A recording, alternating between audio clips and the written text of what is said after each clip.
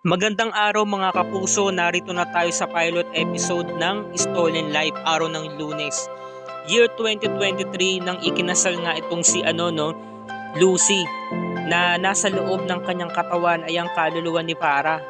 Tuwang-tuwa siya rito at talagang iba yung mukha niya rito eh. Sobrang tapang, di ba? Very kontrabida. Tapos si Darius tuwang-tuwa dahil nga makakamit niya na yung kanyang pinapangarap na mapapangasawa. Ikakasal na sila eh. Ngayong habang nagsasagawa ng walk yung bride, lahat ng mga nasa paligid nila nakangiti. Samantalang yung kanya magiging biyanan, nakasimangot sa kanya, hindi siya tanggap bilang di ba, manugang. Ngayon napansin ni Darius, ba't daw hindi niya daw suot yung parang narigalo sa kanya. Sabi hindi naman daw bagay sa kasal na ito.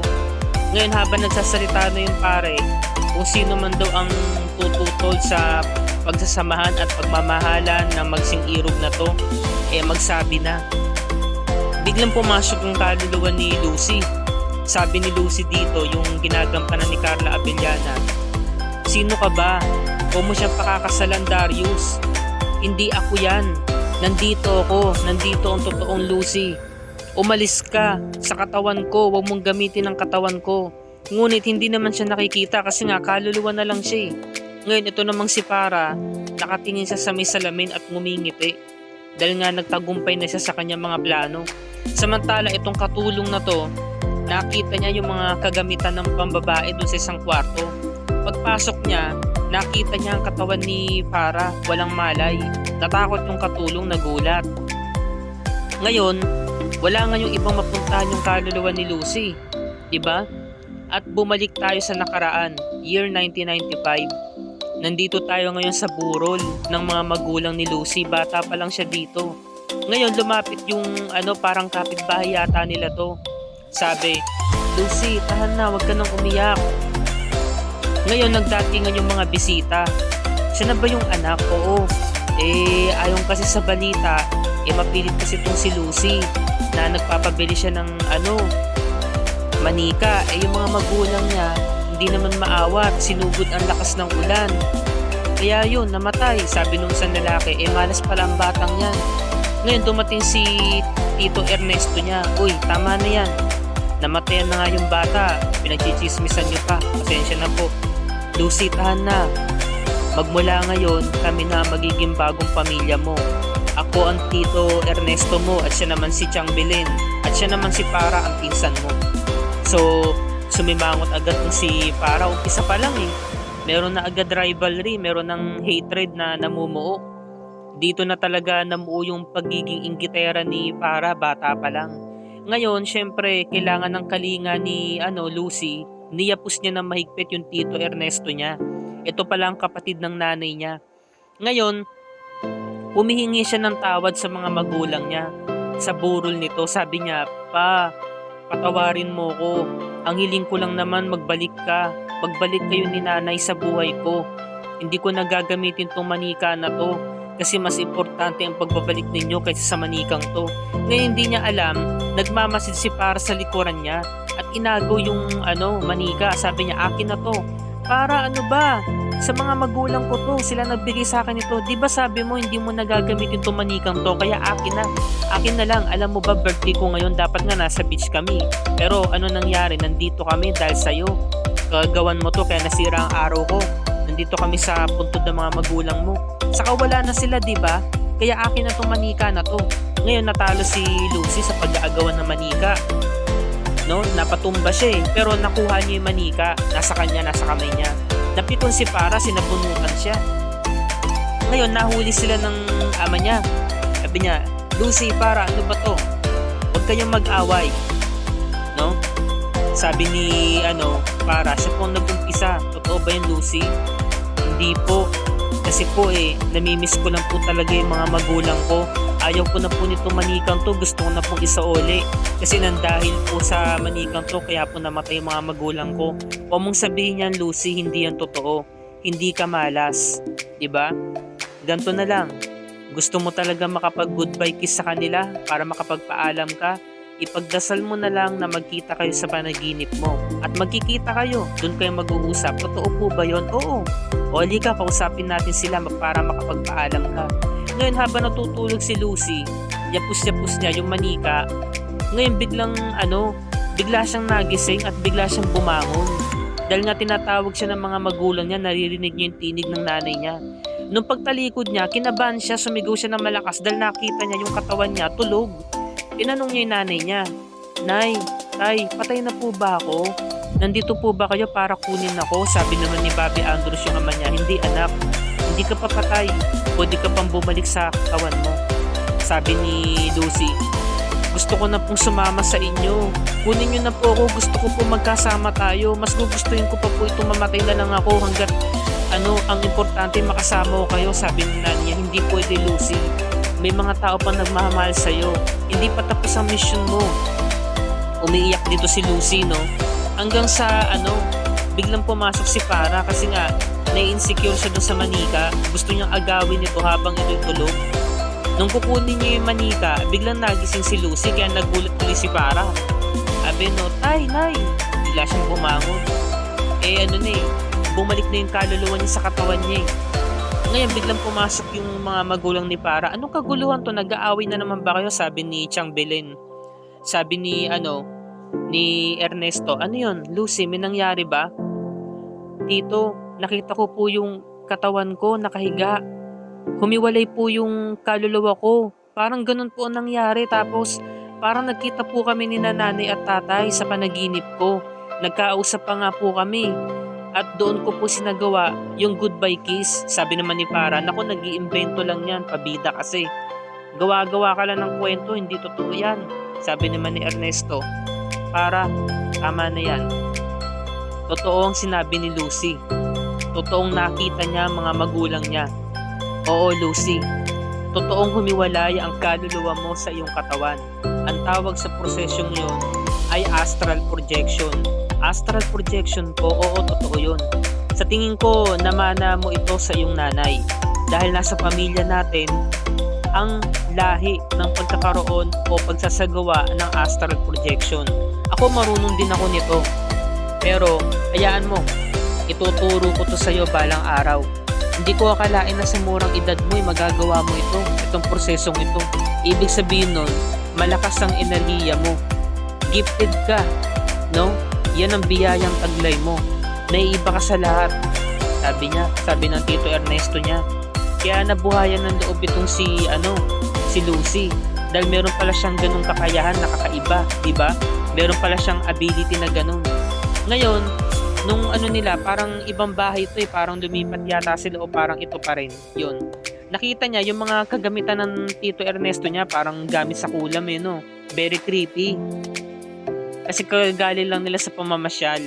Nakita niya merong isang owl na rebulto, may mga libro, may mga parang yata ito basta may mga imahe na hindi mo maipaliwanag, napaka-weirdo, napaka-creeping tignan.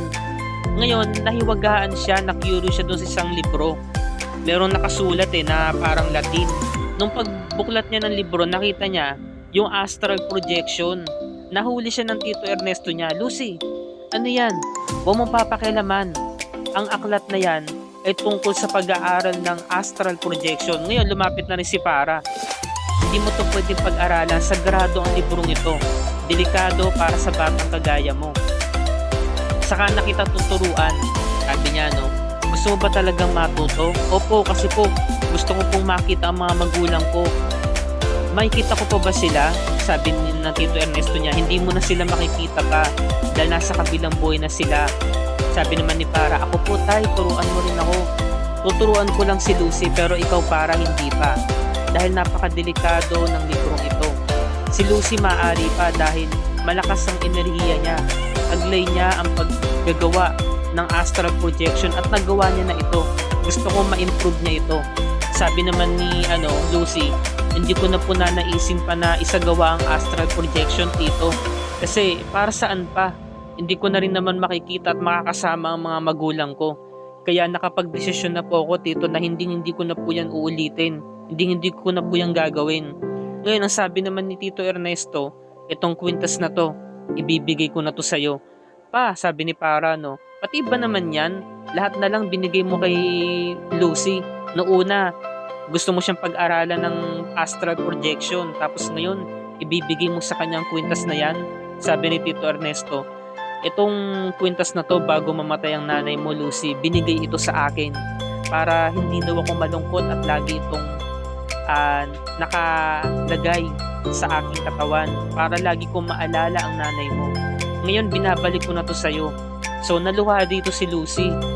No? Sabi niya, napaka-importante pala ng bagay na to sa akin, pag-aari pala to ni nanay. Kaya naman, niyakap niya si Tito Ernesto at dito nga, talaga nga nagselos itong si Para. At nakatitig siya doon sa drawer kung saan nakalagay yung libro. Ngayon, sumunod na araw, nag-aaral sila, nagsasagawa sila ng takdang aralin. Ngunit, tinatakpan ni Para yung aklat ng astral projection para kunwari, nagbabasa siya ng kung ano. Ngunit napapansin ito ni Lucy na parang mayroon siyang ibang binabasa at hindi niya pinupropose gawin yung kanyang assignment. Ngayon sabi ni Para, Lucy, pakopihin mo ko ng math assignment mo. Bakit? Bawal yun. Turo sa akin ng mga magulang ko, masama yung magpakopya, saka yung mangopya. Gusto mo, di ba magkasundo tayo? O, pakopihin mo ko ng assignment. Alam mo, gustong gusto ko yung kwintas mo eh. Sige ka, kukunin ko yan kapag hindi mo ko pinakopya ng math assignment. Ano ba kasi yung binabasa mo, Para? Ngayon, nung pagbuklat ng libro, nakita niya yung astral projection. Sabi niya, Para, di ba kakabili lang sa'yo ni Tito Ernesto na bawal yan gamitin? Bawal yan basahin. Wala ka nang pakialam doon. Gusto ko tong aralin eh. Ano bang pakialam mo? Buti pa pakopya mo lang ako ng math assignment mo. Bawal nga, Para, isauli mo na yan. Makinig ka naman sa akin. Ngayon, dito na sila nagtalo. Tumayo tong si Para at nalaglag yung libro sa may sahig. Ngayon, habang sila nagtatalo, gusto pa rin talagang kunin ni Para yung kwintas, 'di ba? Gusto niyang agawin. Eh sabi naman ni Para, dagdag pa niya, gusto mo lang talaga magpasikat sa papa ko. Gusto mo lang talaga makuha yung loob niya. Ngayon dumating yung tatay niya, Tito Ernesto. Ano na naman yan? Nagtatalo na naman kayo? Nakita niyo yung libro na nasa sahig. Kaya tinanong niya yung dalawang bata, sabi niya, sino ang kumuha ng aklat na ito? Ngayon, inuudyo ka ni Para na ikaw umamin, gumagano siya. Ngayon, sumunod na eksena, pinapagalitan ni Tito Ernesto yung anak niya habang si Para umiiyak. Napakatigas ng ulo mo. Kabilin-bilinan ko na wag mo tong pag-aaralan. Sagrado tong aklat na to. Magmula ngayon, hindi nyo na makikita ang librong ito. Napakadelikado. Baka hindi ka na makabalik sa katawan mo, sabi niya, no? Sabi naman ni Para, importante po yan eh. Gusto ko po talagang pag-aralan yan. Saka anak nyo naman po ako Bakit nyo po pinapaboran lagi si Lucy? Parang mas importante pa siya kaysa sa akin. Sabi ni Tito Ernesto, ayun na nga eh. Anak kita. Kaya po proteksyonan kita dahil delikado talagang pag-aralan ito. No? So ang ginawa, kinuha niya yung libro at tinago kung saan man. Hindi na pinakita kung saan niya tinago yung libro. Ngayon, nagdadabog si Para sa labas. Binabasa niya yung mga pasok. Sabi naman ni Lucy, Para, ano bang ginagawa mo? Huwag kang magwala. Eh gusto ko eh. Wala ka nang pakialam doon. Alam mo kasalanan mo to eh. Diba? Alam mo gustong gusto ko yung kwintas na yan eh. Dapat talaga akin yan. So pinagdidiskitahan na naman niya yung kwintas. Sabi naman ni Lucy, pwede ba magbati na tayo Para? Sa'yo na tong manika. Magkaayos lang tayo. Sige na. Sa'yo na to talaga. Akin na yan. Oo, di ba gusto mo naman to? Wag lang tayo mag-away. Eh ngayon sa pagkakataong ito, wala si Tito Ernesto. Kasama lang nila yung tiyang bilin niya. Ngayon ang ginawa ni Para dahil nga sobrang maldita, binaklas yung manika, naputol, nahati sa dalawa. Manika po yan, galing sa mga magulang ko. O bakit? Wala na sila, di ba? Kaya wala nang saysayan, wala nang magtatanggol sa'yo daw, wala ka nang kasama, wala nang mga magulang mo. Napakasama mo talaga, Para, talagang masama ako, sabi ni Para, no? Kaya ikaw, wala nang magtatanggol sa'yo, kaya akin yung kwintas mo. Dahil maganda yan, gusto ko yan, sabi niya, nag-agawan sila. No? So sa pagkakataong to, nanalo si Lucy, natumba si Para. Ngayon nagalit si Para, tumayo agad at sinabunutan. Ngayon naririnig ni Belen habang naghuhugas ng mga plato, pati kaldero. Pinuntahan niya yung dalawang bata. Anong ginagawa nyo? Ba't mo sinasaktan ng anak ko? Yun, tinulak si Lucy kaya napasubsob sa lupa. Sa oras na saktan mo pa ang anak ko, malilintikan ka talaga sa akin, hindi mo alam ang kaya kong gawin. Makikita mo ang hinahanap mo, sabi ni Belen, no? Ngayon ito namang si Para nakangiti. Parang akala mo siya pa yung biktima. Ngayon nagtatalo yung mag-asawa. Ito na nga ba sinasabi ko eh. Simula nung dinala mo yung Lucy na yan, yung batang yan, nagkakandaleche na ang buhay ng pamilya natin. Ito lang masabi ko sa'yo, Ernesto, siya ang sisira ng relasyon ng pamilya natin. Sabi naman ni Ernesto, huwag mo kong pagsasalitaan ng ganyan Imbis na pagsabihin mo ko ng ganyan, dapat bigyan mo ng pangaral ng anak natin na matuto siyang rumispeto sa mga tao. Kaya nga nagiging bastos siyang anak natin dahil niya kay Lucy na yan Natuto siyang mag-away, maging palaaway. Sabi, nagtatalo yung mag-asawa. Ngayon ito naman si Ernesto, pinagtatanggol si Lucy dahil alam niya si Lucy naman talaga ang tama. Kaya naman lumapit na si Ernesto sa dalawang bata. Sabi niya, alam natin na nabago ang sitwasyon ng buhay niyo ngayon. Hindi niyo naman gugustuhin na mag-away kayo palagi, di ba? Magpinsan kayo, magkamag-anak kayo. Sino ba magdadamayan kundi kayo lang din? Okay, ganito na lang. Pupunta tayo sa beach bukas. Di ba naudlot yung promise ko sa'yo para nung birthday mo? Kaya ito na yung pagkakataon para ituloy ko yung promise ko. Pupunta tayo sa beach. Talaga po ba, Tito? Sabi ni Lucy, no? Oo. Doon tayo gagawa ng bagong memories. Pero ipangako nyo lang sa akin na dapat magkasundo na kayo sa pagkakataong ito. Yun. So meron binabalak si Para, napakamaldita talaga. Ngayon eto na, sumunod na araw, nasa beach na sila.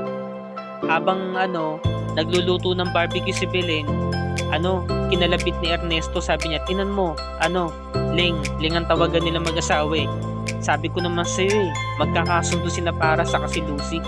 O kita mo ngayon, magkasama, magkadikit na, hindi mapaghiwalay.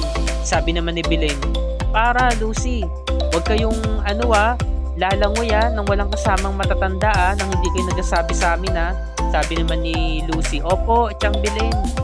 Ngayon, nung nakalayo-layo na sila, dahil nga nagtago sila doon sa malaking bato sa rock formation, malayo na sila sa mga magulang nila, biglang dumangoy itong pasaway na Para at sinasaway siya ni Lucy. Para kakasabi ng ni Tiyang Belen, diba? Sabi naman ni Para, naku, ikaw lang sinabihan nun. At saka gusto kong lumangoy huwag kang mag-alala. Marunong naman akong lumangoy, sabi naman ni Lucy. Marunong din ako lumangoy, pero hindi naman sa malayo. Oh, ay naman pala marunong ka naman palang lumangoy. Tara nga, samahan mo ko. Bawal nga. Tara na. Wala naman makakita sa atin, saka babalik din naman tayo agad. Ngayon, yung paglangoy nila, bigla silang lumayo. Ang lalim na. Sabi ni Lucy, ayoko na Para, bumalik na tayo. Akala ko ba marunong kang lumangoy? Pero hindi sa malayo. Sabi ni Para, mas maganda nga tong sa malayo para mas exciting. Wala ka palang binatbat Sige na, diyan ka na, iwan na kita. Iniwan si Lucy. Ngayon si Lucy nangangawit na yung mga binti at nalulunod na siya. Sumisigaw siya, humihingi siya ng tulong. So, dito na po nagtatapos sa eksena para sa araw na to. Bukas, abangan natin ang episode 2. Napakaganda ng pilot episode ng Stolen Life. Talagang kaabang-abang at alam natin na marami talagang magaganap. Maraming plot twist, maraming mga kababalagan na mangyayari dito. Ito na, ang sunod na episode. Namatay dito si Tito Ernesto dahil nga siya ang sumagip kay Lucy sa pagkakalunod nito. Ngayon, pinababalik ni Lucy itong si Tito Ernesto niya. Hindi na ito makakabalik pa dahil nga ang katawan nito patay na. Kaya ngayon, siya tuloy ang sinisisi ni Para sa ni Tiyang Belen sa pagkamatay ng padre de pamilya. Kaya naman, pinalayas si Lucy at lumaki itong mag-isa. Ngayon parang lumaki yata sa kumbento, kasama yung mga madre. At ito nga, sa pangalawang episode na to, naging supplier siya ng mga bulaklak dahil nga ang payo sa kanya ng madre, kausapin daw niya yung mga bulaklak, kaibiganin niya raw ito. At hanggang sa siya nga yung magdadala ng mga bulaklak dito sa kumpanya nga ni Darius, at dito na nga sila magkikita sa unang pagkakataon. no, magkukurus ang landas ni na Lucy at Darius. Abangan natin to bukas mga kapuso, at dito na po nagtatapos ang review and recap para sa araw na to. Kung bago ka pa lamang sa akin channel, please like and share this video on your social media platforms. I-hit mo na rin ang subscribe at notification bell icon para lagi ka updated sa mga episodes ng Stolen Life and other GMA shows tulad nito. Maraming salamat po sa inyong panonood mga kapuso, and God bless us all.